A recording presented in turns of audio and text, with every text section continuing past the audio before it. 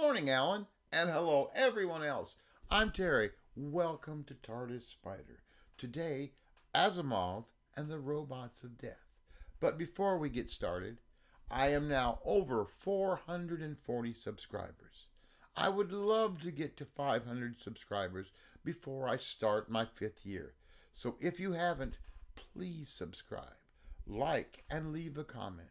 And now, Asimov and the Robots of Death. January 1977.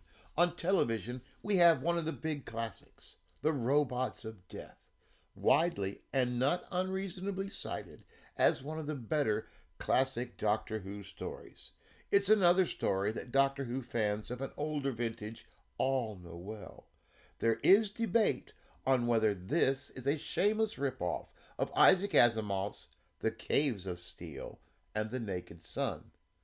A minor complaint, to be sure, but that it is pointed out itself is strange. The Hinchcliffe era has a tendency to lift things from existing fiction. Think Blood from the Mummy's Tomb, The Quatermass Experiment, or Frankenstein.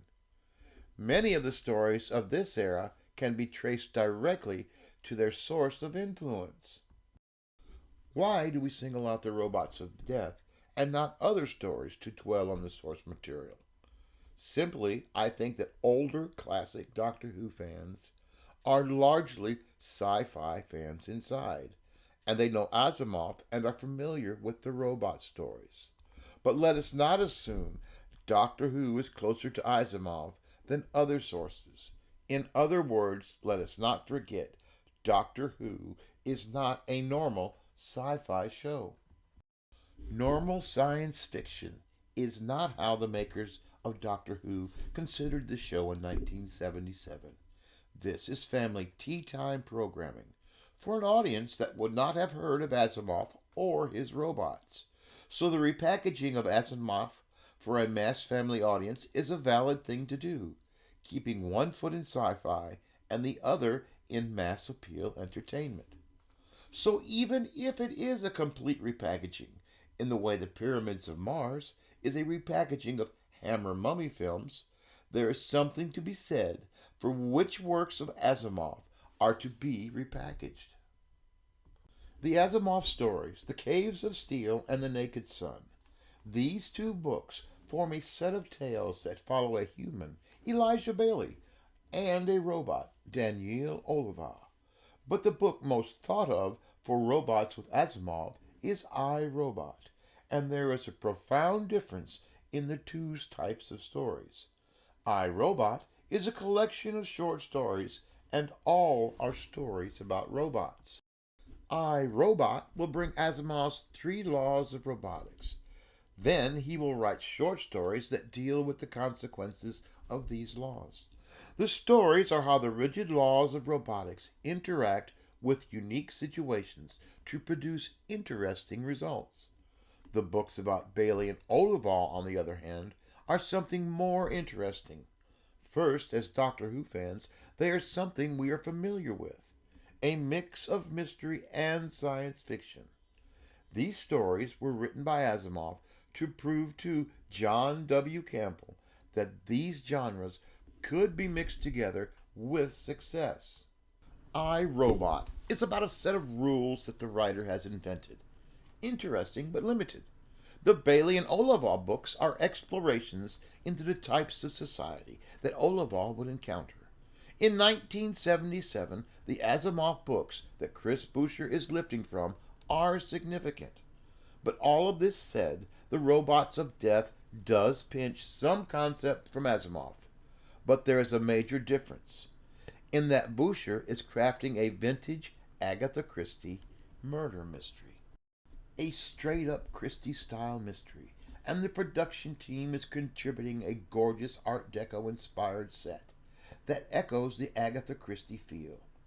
In terms of the mystery factor, this story owes more to Then There Were None than to the Asimov novels.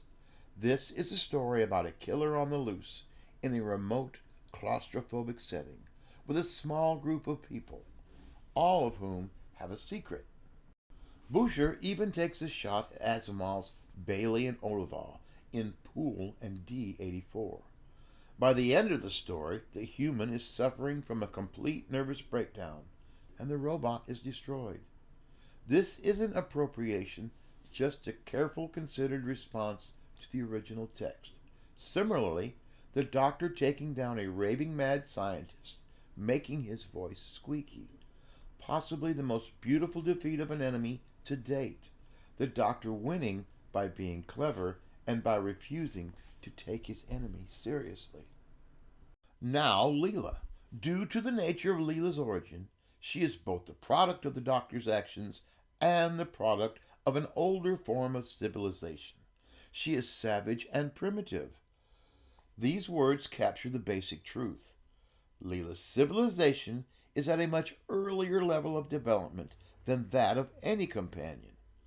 But her culture is also one that extends directly from the doctor's actions.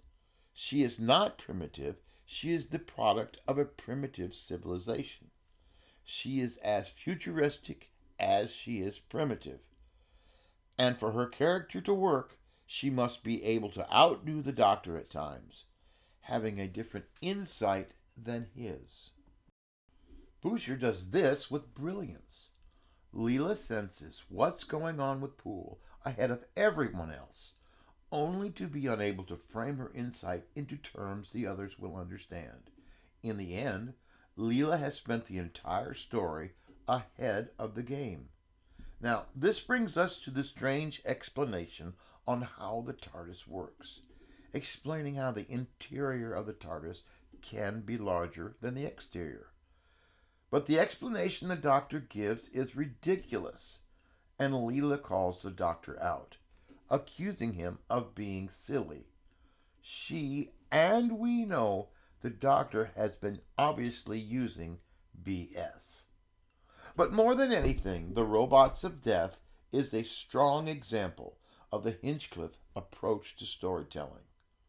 The Robots of Death is not only my first Doctor Who experience, but one of my all-time favorites. I hope that you've enjoyed this video, and please never ever forget, a child cannot have a favorite book if they do not have one. Give a child a book today.